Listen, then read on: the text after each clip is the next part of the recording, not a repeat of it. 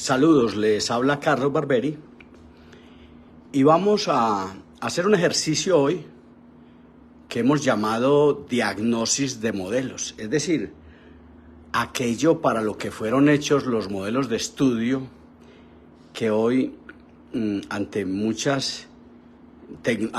tecnología a veces no nos permiten evaluar el fondo del surco yugal y reconocer el hueso basal y diferenciarlo un poco del hueso alveolar. Entonces vamos a conversar, vamos a estudiar una cosa que se llama análisis de modelos, donde vamos a ver algunos aspectos que solo en los modelos se pueden ver. Ojo con esto que es casi un desafío, esa oración. Resulta que en los modelos de yeso, usted ha escuchado muchos profesores que le dicen que en los modelos de yeso no hay absolutamente nada para ver, que solo los trazos cefalométricos son la herramienta magistral para usted poder evaluar la alteración o maloclusión, como llaman ellos. Generalmente en los trazos cefalométricos podemos evaluar muy bien, hacer un análisis sagital o anteroposterior de la relación anteroposterior de esta entidad, mandíbula con respecto a la maxila o incluso la maxila con respecto a la base del cráneo, que se llama condrocráneo, que nos lleva a unos análisis muy interesantes, matemáticos, que de repente vamos a tener que reconsiderar a futuro. Entonces, esos análisis anteroposteriores de repente no son quienes para evaluar esta entidad multidimensional. Se llama el esqueleto facial. De hecho, lo llamamos todavía viscerocráneo o esplanocráneo para aludir una entidad que hay abajo de un centro, de una base craneana, la tapa de la calota, hoy calvaria, ya no se llama calota, se llama calvaria, que tiene 8 huesos, de los cuales 4 huesos pertenecen a ese condrocráneo y están propulsando los centros de crecimiento, que deberían llamarse centros de propulsión, de esta entidad. Entonces, un análisis anteroposteriores, mediciones interesantes, que de repente cuando hablamos de la multidimensionalidad de las cosas, de los entes, aun cuando sean biológicos, de repente este tamaño transversal podría verse o se ve mucho mejor y se puede medir mucho mejor ante esta entidad llamada modelo de yeso, que es la representación volumétrica perfecta del volumen de esta entidad que se llama maxila dentada, perteneciente a 2 huesos maxilares que se llaman el gran hueso maxilar, donde se unen 11 huesos más de esos 14 que mencionaba hace un rato, y que está propulsado esta entidad, el hueso maxilar, la maxila dentada, está propulsada por el cierre de la sincondrosis esfenooccipital y esfenoetmoidal, y la conformación del seno esfenoidal, que fue en el feto una sutura interesfenoidal, una sincondrosis que se cerró el día que el paciente cambió de su vida anfibia en el feto y pasó a respirar aire. Ahí se empezó a conformar ese hueso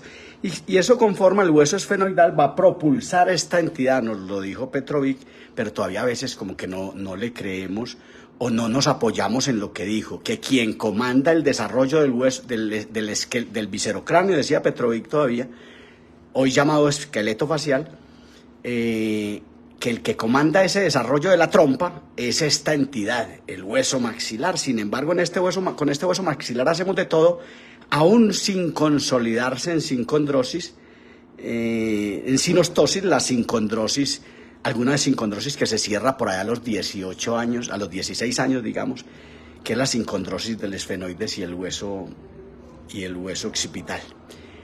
Entonces esta entidad a veces nos confunde y de repente nosotros hoy en estos cánones que tenemos de diagnóstico, es posible que alguien, a pesar de estar en dentición mixta, se pare ópticamente en esta relación antero-posterior, en ese análisis antero-posterior que nos ofrece la cefálica o la observación clínica, y se pare aquí y esté muy contento porque este paciente es clase 1, pero de pronto, fugazmente, si logra ver la mordida cruzada, dice, no, este paciente es clase 3.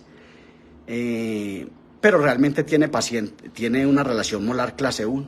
Y de repente lo que tiene es otra cosa, lo que tiene es algo que debería ser llamado por su nombre, y que si nos paramos ópticamente en estos modelos, en esos modelos donde no se ve nada, supuestamente para muchos clínicos de alta trayectoria no se ve nada en los modelos, y paramos este plano oclusal paralelo a nuestro plano bipupilar óptico, de repente entendemos que este punto B está muy adelante con respecto al punto A, y que aquí hay una deficiencia de presión, se llama análisis referencial comparativo de hueso basal versus hueso basal, y detectamos que de repente este hueso basal está muy adelante con respecto a este hueso basal en esta vista de perfil, y que si de repente nos paramos de esta manera y dibujamos el hueso basal enfrente de nuestros ojos, teniendo nuevamente esta entidad paralela a nuestro plano óptico,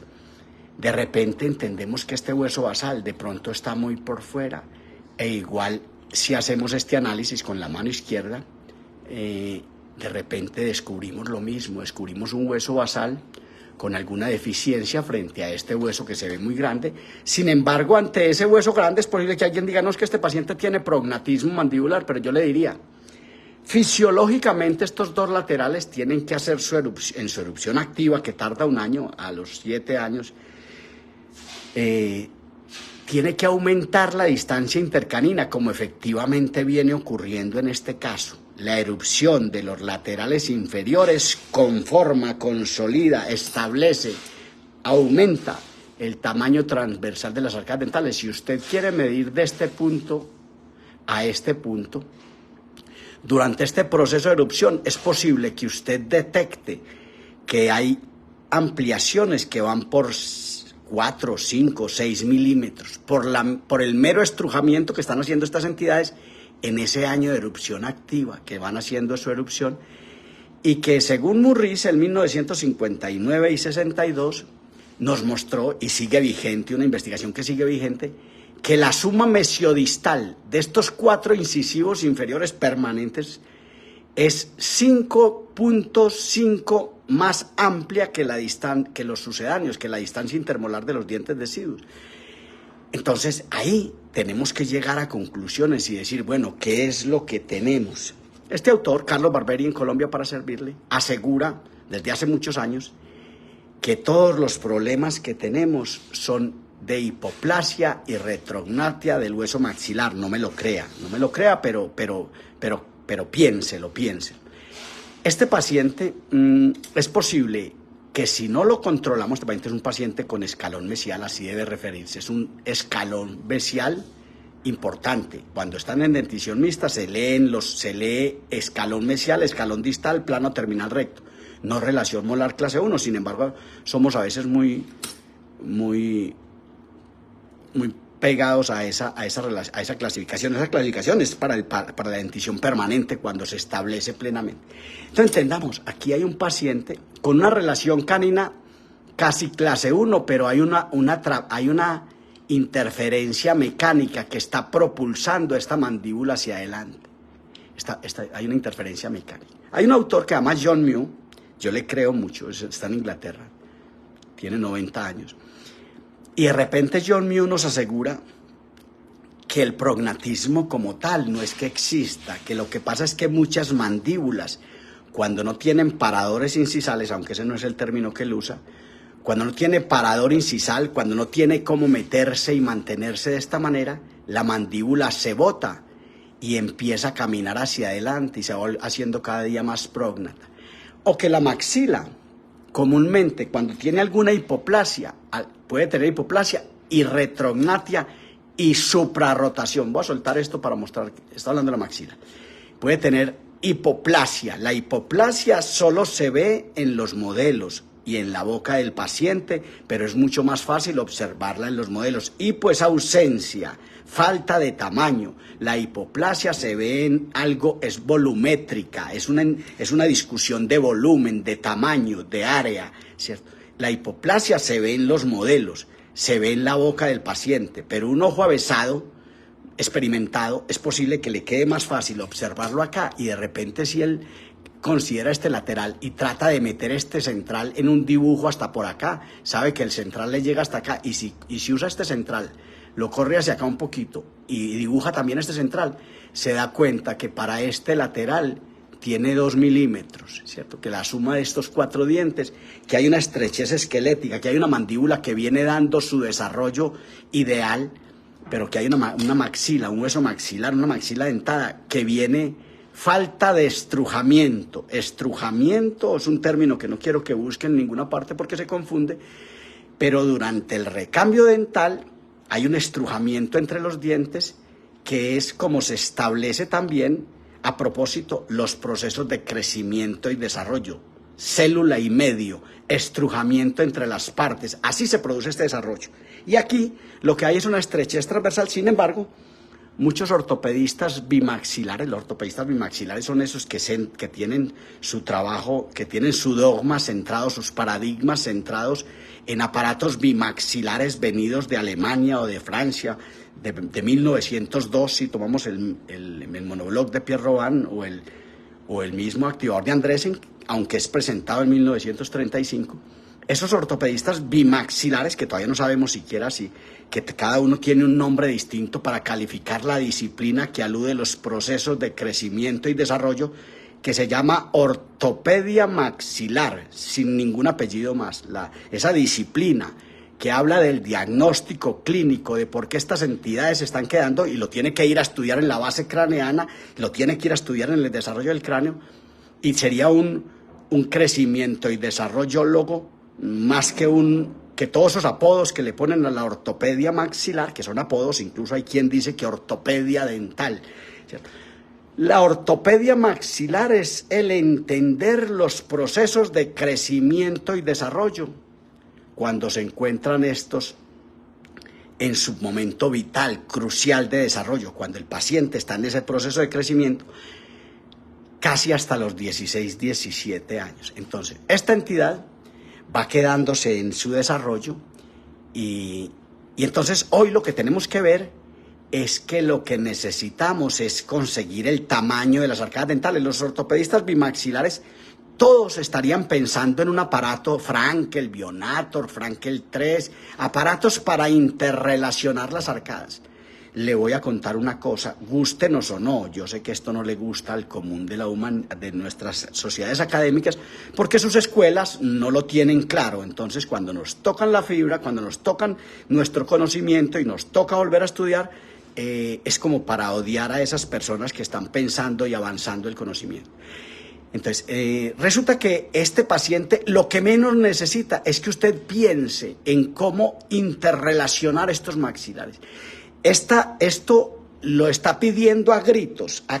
Este paciente tiene falta de desarrollo esquelético del hueso maxilar y es muy necesario expansionarlo en el sector transversal anterior en particular. Vamos a medir esta distancia que no la he medido, se llama la distancia intermolar, que se mide de margen gingival a margen gingival y que generalmente debe medir para McNamara 34 milímetros y aquí hay 32,5 que podrían ser viables para un cráneo no anglo como los cráneos latinos. Aquí hay 32,5 milímetros y como tal podría ser que haya una estrechez esquelética en el sector anterior, pero asumamos que también está en el sector posterior. Pero me preocupa que pensemos en ampliar la distancia intermolar, porque cuando se amplía la distancia intermolar, es decir, cuando no se piensa en un disyuntor en abanico, cuando no se piensa en un disyuntor en abanico, un disyuntor que abra más adelante que atrás, sino que se piensa en un disyuntor tradicional, el disyuntor tradicional va a aumentar la distancia intermolar. Y ese ampliar la distancia intermolar a veces es peligroso porque la mandíbula, que camina por los corredores de fosa, la mandíbula camina por sus corredores de fosa anteroposteriormente, La mandíbula camina por estos corredores. Hay un arco céntrico activo y hay un arco céntrico pasivo, pero el arco céntrico activo es el que fomenta con el frote lateral el desarrollo de estos maxilares. Pero aquí, si se aumenta la distancia intermolar, es posible que la mandíbula se bote un poquito hacia adelante, por eso yo me abstendría de hacer esa expansión y pensaría en un disyuntor en abanico y pensaría en ampliar esto hacia adelante, aunque si usted tiene un clínico, un ortotécnico que le construya 2 broches de amarre en este sector, 2 broches de amarre de verdad aquí en estos caninos deciduos que todavía tienen mucho tiempo en la boca, y 2 ganchos de Adams de repente en estos 6, y le ponga una placa horizontal, se llama una placa horizontal, es decir, que le ponga una placa parecida a esta, una placa con 3 tornillos, anclada con 2 ganchos de Adams en los 6 y en los caninos deciduos, y no le ponga estas chapas de retrusión, de repente sí estos muelles compactos. Si usted consigue esto, usted puede conseguir desarrollo transversal y hacia adelante, mediante la placa horizontal, que es la única herramienta existente en el mundo para conseguir desarrollo transversal y hacia adelante, si se activan esos 3 tornillos al unísono, al mismo tiempo, si se expansiona de esta manera. Entonces, es posible que esto sea lo que necesitamos trazar, e incluso que de repente en el arco inferior no deba hacerse más nada, pero podría haber alguien que diga que va a perder espacio, va a sacrificar espacio y va a meter una fresa para hacer un tallado interproximal. Todos los tallados interproximales son para botar espacio, guarde ese dato. Sobre todo que hay escuelas que les enseñan al estudiante las guías de erupción para conseguir el tamaño. Las guías de erupción son una mutilación para perder espacio. Pertenecen a la odontología interceptiva, esa odontología que intercepta los procesos de crecimiento y desarrollo. Entonces me da miedo decir esto, pero si alguien quisiera, aunque este estrujamiento todavía podría ser que consiga el desarrollo transversal de esta mandíbula, y por esa razón podría ser que unos tallados interproximales en distal, nunca en mesial, estos tallados interproximales atrofien, afecten, no permitan el desarrollo por estrujamiento, que es como se da el desarrollo.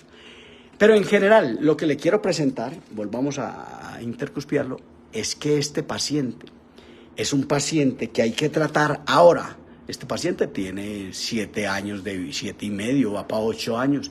Este paciente en su edad dental, no sé la edad cronológica, pero estoy hablando de su edad dental. Este paciente necesita desarrollo y si se pone un disyuntor en abanico, este punto a pesar del disyuntor, esto lo discuto mucho a veces con las personas, a pesar del disyuntor ser de orden transversal, esto es un disyuntor en abanico desarrollado por la Casa Leone en Italia, se llama Ragno, se lee Ragno en italiano.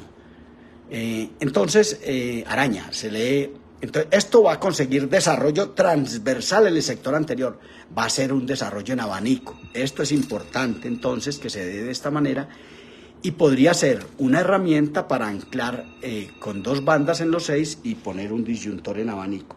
Este es el día a día, yo voy a cambiar de modelos, esto es el día a día. Esto que le estoy mostrando es el día a día, voy a cambiar de modelos, voy a mostrarle otros modelos. Esto es el día a día en nuestras comunidades, pero a veces no se ve. Y todos vivimos preocupados por aparatos bimaxilares para relacionar esto. La ortopedia de los aparatos bimaxilares es overyexista. La ortopedia de los aparatos bimaxilares está preocupada por interrelacionar las arcadas dentales. La ortopedia maxilar tiene que llegar a nuevos conceptos, pero si usted habla de estos aparatos, ya no son ortopedia maxilar. Si usted habla de la placa horizontal, dice que no son aparatos de ortopedia. Ortopedia es cambiar el tamaño de las arcadas dentales para que puedan entrar en armonía. Entonces yo le voy a decir, pensar en expansionar esto con placas activas es un tratamiento de ortopedia maxilar. Y ese es el día a día. Voy a cambiar de modelos y le voy a mostrar este otro caso. Lástima que lo dañé yo mismo ahora en la recortadora de modelos cuando venía para acá. Pero grosso modo yo quiero que usted vea esto y se vaya a ese análisis de Barberi que se llama análisis referencial comparativo, teniendo el plano oclusal paralelo a nuestros ojos, y entender la comparación del hueso basal.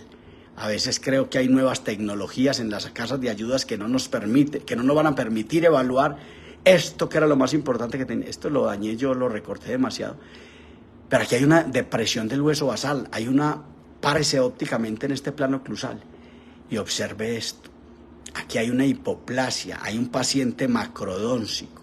Este paciente, si no se trata ahora, si no se disyunta el maxilar, si no se jala el maxilar, y entendamos que una cosa es hipoplasia, ausencia de plasia, ausencia de desarrollo, y otra cosa es retrognatia. Este paciente debe tener hipoplasia y retrognatia, es decir, hay que conseguirle el tamaño, pero también hay que jalarlo hacia adelante y hacia abajo, jalarlo. Y el que lo jala es la ortopedia mecánica, no la ortopedia funcional. Aquí puede haber un aparato de ortopedia que esté desarrollando la función, que esté consiguiendo tamaño, pero jalarlo hacia adelante. Pero le quiero contar, el disyuntor en abanico, aunque aquí vamos a medir la distancia intermolar, que es importante medirla antes de cualquier discusión frente a esto.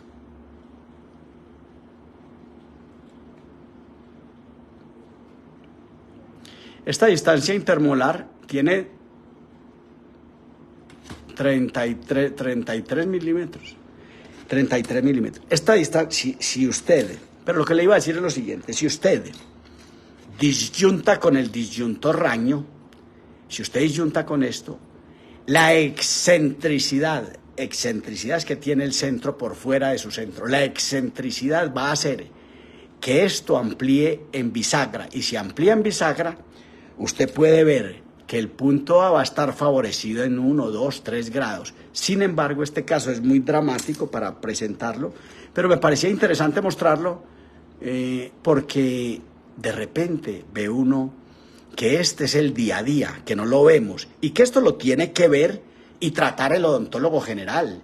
Lo que pasa es que vivimos muy anclados en un misticismo científico donde finalmente tenemos que llegar a aparatos de ortopedia maxilar, bimaxilar. La ortopedia bimaxilar como tal, la ortopedia maxilar no existe como disciplina científica en los programas académicos del mundo. Ahora, sí existen escuelas que hablan de métodos, que enseñan métodos.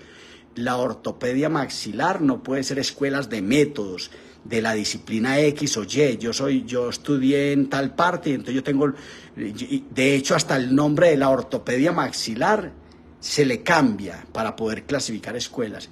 No, la ortopedia maxilar es entender los procesos de crecimiento y desarrollo, y esto lo tiene que ver el profesional, lo tiene que ver el odontólogo general inclusive, y abordarlo rápidamente. Esto no puede esperar a que llegar a un especialista. ¿Y cómo podría hacerlo? Si no se monta en el discurso de métodos, de escuelas o métodos, él sabrá que el primer plano a tratar es el tamaño, es la condición vertical, la altura facial inferior, pero que el tamaño de las arcadas dentales tiene que conseguirse. Y él está en condición de conseguir tamaño de las arcadas dentales si se desinscribe, si abandona una placa de Holley que existe por ahí, que la llamamos placa Schwarz, que es una placa con un arco vestibular de Holley que entra por distal de los caninos y que tiene 2 Adams y que tiene un tornillo por aquí atrás. Eso no es una placa Schwarz, eso es una placa Holley con tornillo transversal que nos muestran muchas escuelas en el mundo. No es la placa Schwarz. Tener un arco vestibular expansionando este arco es una... Yo no sé cómo calificarlo, yo pienso que yo no creo que sea desconocimiento, yo pienso que es falta de razonamiento analítico secuencial, desconocimiento, ignorancia. Ignorar es una palabra de una connotación muy profunda a veces para nosotros, pero ignorar es desconocer. Quien ponga un arco vestibular de Holley en estos pacientes, yo pienso que está confundido, aunque a veces somos tan dogmáticos que nuestra escuela nos dice que es que hay que poner la placa de Holley con tornillo transversal, pero la llaman placa Schwarz, y terminamos creyendo esto. Perdónenme el énfasis que hago con esto, perdónenme la pasión con que yo presento esto, pero créanme, el próximo año, el 16 de marzo, cumple esta empresa, que soy yo, 45 años de existir. nacida dentro de una facultad de odontología de la Universidad de Antioquia en Medellín, Colombia. Lo invito a la celebración, cumplimos 45 años el próximo 16 de marzo, lo invito a que discutamos todos estos temas y a que celebremos esta discusión que todavía no logra avanzar a donde debe ser. Todavía la ortopedia maxilar no logra establecerse como disciplina científica, siendo incluso el símil o la aproximación más importante que tiene la ortopedia, que tiene la odontología, que es el estudio de crecimiento y desarrollo de los maxilares desde su nacimiento hasta su fin. Por su atención, muchas gracias.